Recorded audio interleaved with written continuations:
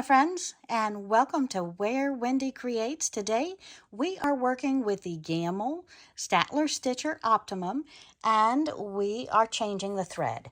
So I've just taken this off, but before I take this off, I cut the thread with my scissors, and then I have rolled the two pieces in my fingers and knotted them, pulled them tug.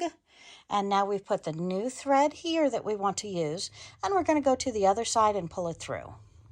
So again, my friends, we are working with the Gammill Statler Stitcher Optimum, and we have put the other thread back here on the very back of the quilt, and now we're going to pull it through all of its points except for the needle. So we're going to go ahead and pull this thread out of the needle, and then we're going to slightly pull it, and as we pull it, we're going to watch it come through all of the hooks. See our knot back here at the very end underneath the teddy bear's foot, and we're gently tugging it, and we are threading our Gammill Optimum Statler Stitcher by just giving it a slight tug and pulling it through each of the gears, each of the spots, and all we have to do is rethread our needle once it gets to that spot. And you see that little knot going through each stage as we are threading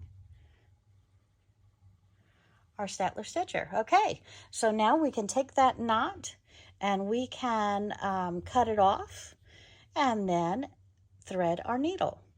Voila! Okay, and now we've pulled our other thread bobbin out, and as you can see, there's a little bit of lint in there. So we're going to take our thread completely out and use the air spray to get rid of that little bit of lint. And as we can see the lint, and we're just going to take the can of air spray and bop it just a little bit, getting rid of all that lint.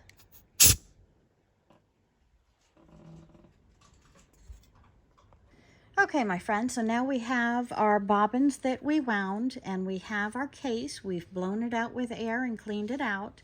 And now I'm going to take it and I'm going to hold it in my hand, this part towards the inside of my hand, the open part towards the outside. And we're going to hold it to where I see this slit mark coming down. And on the bobbin, my thread is coming off of the top of my bobbin. And we're going to place it inside of the case. I'm going to hold it inside of the case. I'm going to take my thread, pull it down there.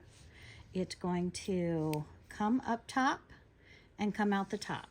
And now my bobbin is properly set in there, and I can hold this piece out here and put it inside of my bobbin. There we go. So that lever is going to hold it in there. It's not going to fall out when I have this out. I'm going to slide it right in and wait for a pop.